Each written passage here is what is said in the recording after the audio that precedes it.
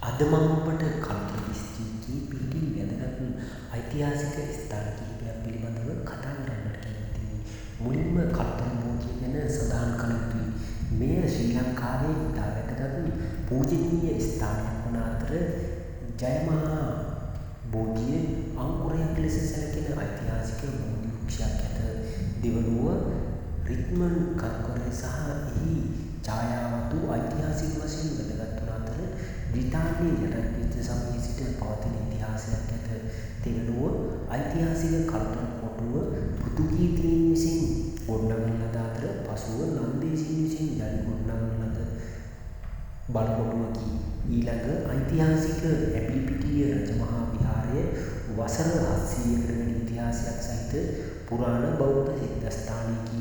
අවසාන වශයෙන් පාහියන්ගල පුරාවිද්‍යා භූමිය මෙරට පුරාතන මානව සංස්ථා පිළිබඳව සාක්ෂි ඉදිරිපත් කරන ඓතිහාසික ස්ථානයකි.